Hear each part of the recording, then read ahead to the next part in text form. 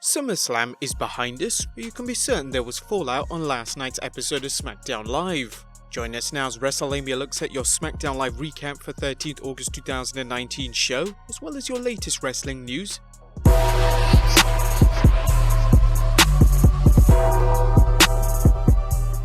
Smackdown is coming to you for the fourth time at the Scotiabank Arena in Toronto, Ontario, and it's the usual Corey Graves, Tom Phillips and Byron Saxton calling the matches.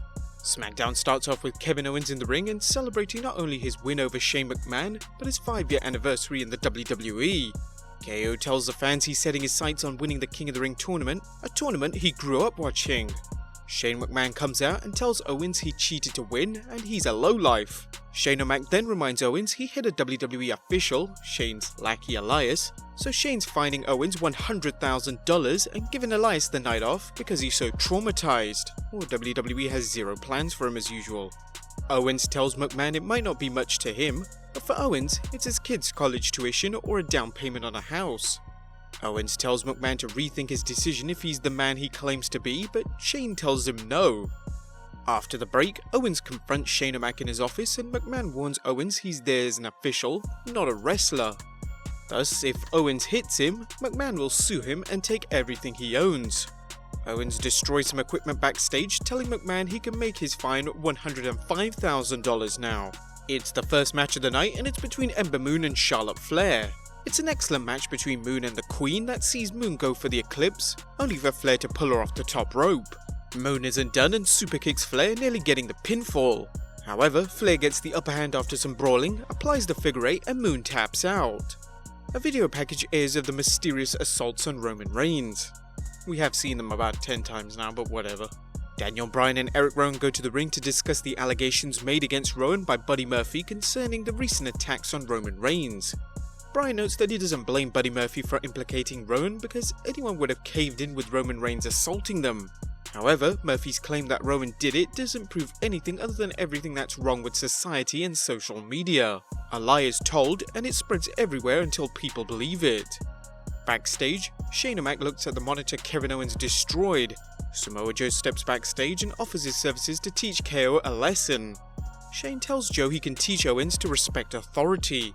Also, Aleister Black is backstage and he asks who has a debt to pay. Black talks about his self-inflicted anguish, and that is the debt he has to pay to himself. The macabre promo continues with Black offering an end for both himself and any superstar willing to knock on his door. The next matchup is Buddy Murphy vs Roman Reigns, and Murphy gives Reigns everything he's got, no doubt looking to pay the big dog back for beating him senseless last week in the WWE locker room. However, Murphy isn't up to the job, and a Superman punch followed by a spear wins the match for Reigns. Was there going to be any other outcome? The Revival are backstage and challenge the New Day to a match, arguing the SmackDown Tag Team Champions have ruined the tag team division. An announcement is made that the 20th anniversary of SmackDown will air on 4th October, the night SmackDown Live moves to Fox. Hopefully we'll get the usual legends, but we're praying for a Rock return. It probably isn't going to happen though. The New Day are assembled with the WWE Champion Kofi Kingston consoling Xavier Woods, who's distraught that he's not in the King of the Ring tournament.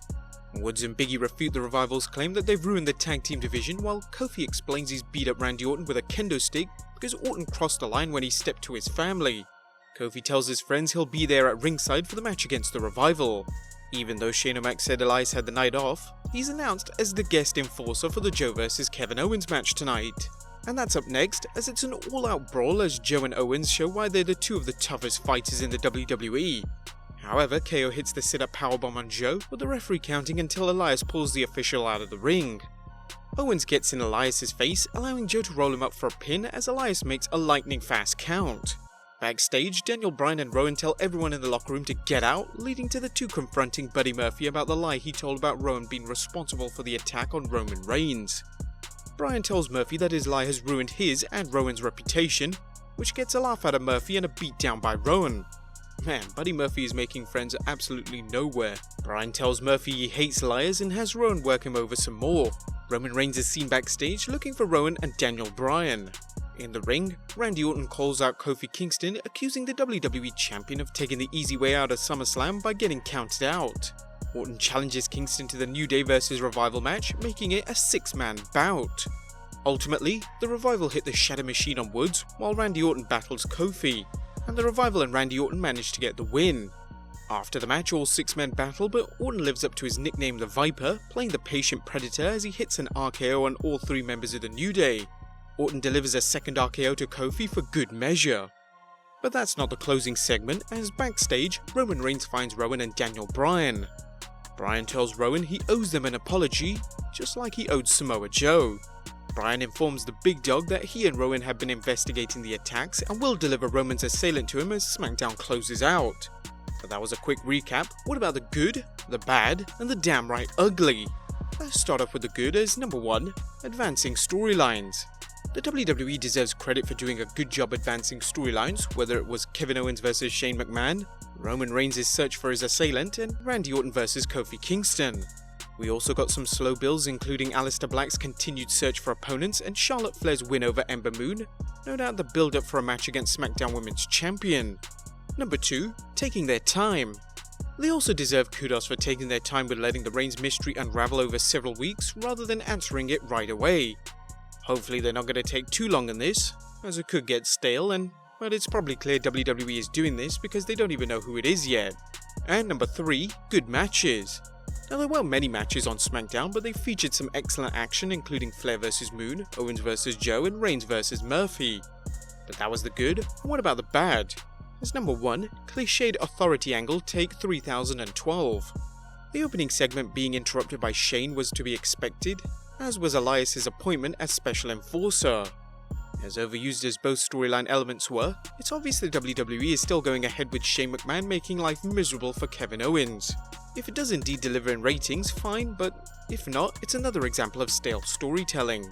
We were hoping that Kevin Owens would have lost at SummerSlam, effectively ending his career, and then spending the next several weeks trying to get back into the building by any means necessary. The feud would then culminate at Hell in a Cell, with Owens being given one last chance. And if Shane loses, he'd be out of the WWE as well. A better way to kind of phase off Shane McMahon off television. Number 2, where were the highlights of the big angles? Now the WWE didn't mention Sasha Banks' return or Bray Wyatt's incredible performance at SummerSlam. They obviously missed an opportunity to cross-promote here. And number 3, no wildcard rule? No problem. While the wildcard is reportedly being thrown out, that doesn't explain what Samoa Joe was doing on SmackDown.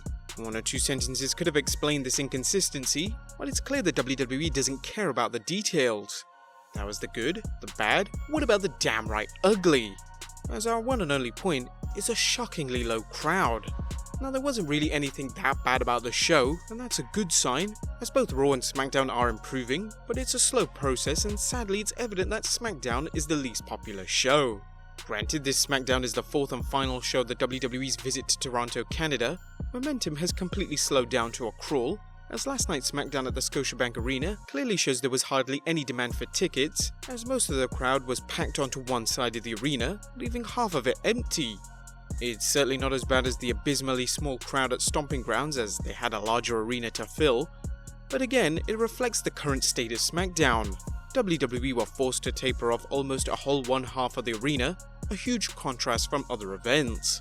Let's move on to the news, as let's look at the Raw ratings. Despite Raw being a fairly average show, other than Sasha Banks' return and heel turn, it seems to have piggybacked on the momentum from SummerSlam as well as last week's Raw, scoring a big jump in ratings from last week's show.